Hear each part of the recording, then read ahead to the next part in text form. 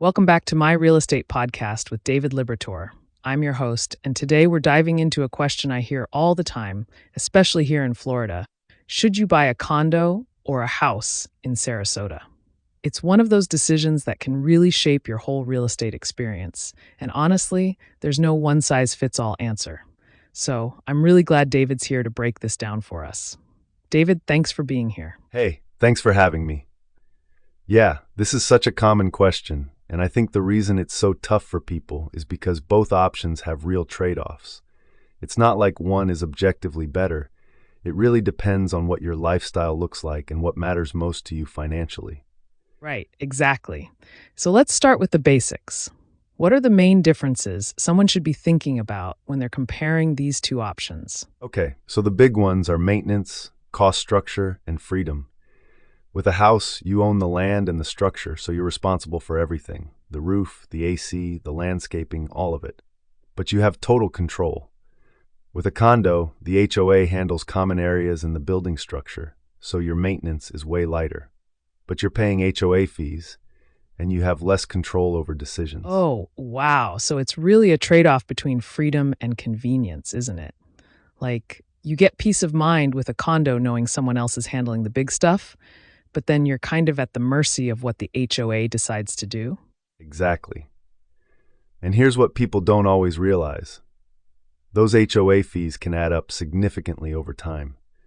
We're talking anywhere from $200 to $800 a month, depending on the property, and they tend to increase. So when you're doing your financial math, you need to factor that in as part of your monthly housing cost, not just think about the mortgage. That's such an important point. So if someone's looking at a condo that seems affordable on paper, they really need to dig into what those fees are covering and what the trend has been.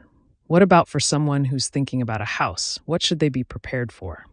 Well, with a house, you need to budget for maintenance and repairs. Things break. AC units, roofs, plumbing. It's not a matter of if, it's when. A lot of financial advisors recommend setting aside 1% of your home's value annually for maintenance.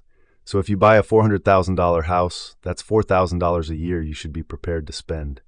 But the upside is, you build equity in the land, you have complete control over renovations, and there's no HOA dictating what you can do. That makes sense. So it sounds like the house route requires more active management and more financial reserves, but you get more autonomy and you're building equity in something that's entirely yours. Is that fair? Yeah, that's really it. And in Sarasota specifically, I think it's worth considering the market. Houses tend to appreciate more over time because you own the land. Condos are great for people who want lower maintenance and don't want to deal with a bunch of upkeep, but the appreciation is usually a bit slower. Okay, so if someone's thinking long-term investment, a house might have an edge. But if they're thinking, I just want to enjoy my life without worrying about my roof, a condo makes more sense. And honestly, it also depends on your lifestyle. Are you someone who likes projects and customizing your space? House. Do you travel a lot and like the idea of someone else handling maintenance? Condo. There's no wrong answer. It's about knowing yourself. I really love that perspective.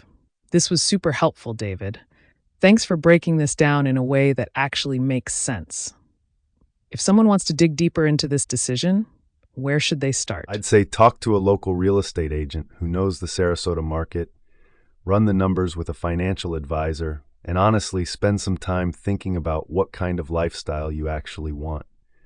The right choice is the one that fits your life, not just your budget. That's perfect advice. Thanks so much for being here, David. This was really enlightening. Folks, if you've got questions about buying in Sarasota or anywhere else, definitely reach out. We'll catch you next time on My Real Estate Podcast with David Libertor.